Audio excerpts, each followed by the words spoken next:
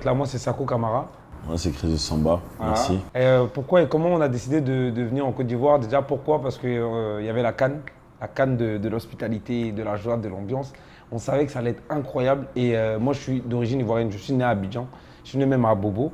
Et quand j'ai su que la Côte d'Ivoire allait host la CAN, je savais que je devais venir. Je suis allé voir les prix des billets d'avion. J'ai vu qu'ils ont augmenté les prix. Il dit, ils n'ont pas sciencé. Il a appelé un ami et puis il dit, champion, ils ont augmenté le prix des billets là. Hein. Si c'est comme ça, moi, aller à Abidjan en voiture, hein, on rigole.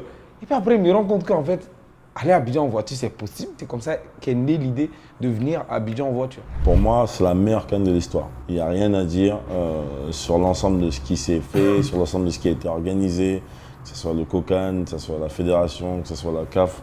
Franchement, chapeau bas et chapeau bas au gouvernement de la Côte d'Ivoire qui a mis la barre très très haute. Moi, il y a un match qui m'a choqué de ouf. C'est le match contre le Mali.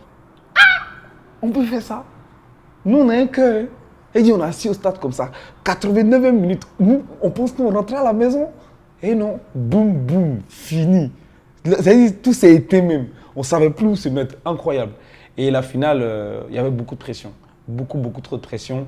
Mais il y a beaucoup de gens au stade qui étaient confiants. Quand il y a eu le 1-0 à la mi-temps, moi, je suis sorti, j'étais un peu abattu. Et les gens m'ont dit, champion, on va gérer ça. Faut relever ta tête, on va gérer ça. Et ça, j'ai aimé chez les Ivoiriens. Découragement n'est jamais ivoirien. Le séjour en dehors des stades, bon, moi, j'ai l'habitude de venir à Abidjan. Donc, on a d'abord, on a mangé, on a beaucoup mangé. Hein, on a mangé.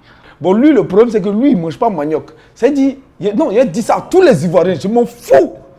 C'est ça le gros problème de notre séjour en dehors des stades. Il ne mangeait pas à Tchéké. Placali, il ne mangeait pas. Il ne sait même pas. Tu as mangé quoi ici même? Non, à Logo.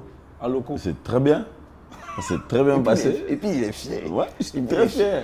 Mon séjour a mis la compétition, franchement, incroyable. Agréablement surpris du networking que ça a pu générer la compétition. C'est-à-dire que j'ai pu rencontrer des gens que j'ai toujours voulu rencontrer, pouvoir créer des liens. J'ai eu des réunions qui n'étaient pas prévues.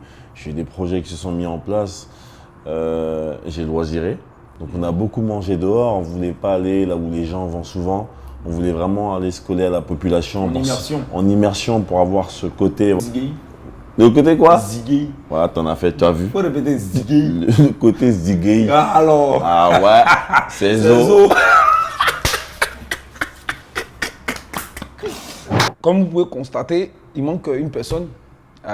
C'est le Camerounais, Randy, notre frère, qui nous a quittés si tôt dans la compétition et si tôt dans l'aventure. Non, Randy, il est parti hier soir. On aurait aimé faire l'émission avec lui, mais il avait des impératifs. Mais ouais, c'était un travail d'équipe, on s'est tous soutenus. Moi, j'ai kiffé et franchement, merci Sako. Merci à la Côte d'Ivoire de m'avoir accueilli, vraiment. Si moi, il y a une chose que j'ai retenue dans cette compétition, c'est que dans la vie, il ne faut jamais désespérer. Est-ce que vous avez vu le démarrage macabre de l'équipe nationale? C'était difficile, on a gagné notre premier match, certes, mais ce qui est arrivé après, c'était horrible.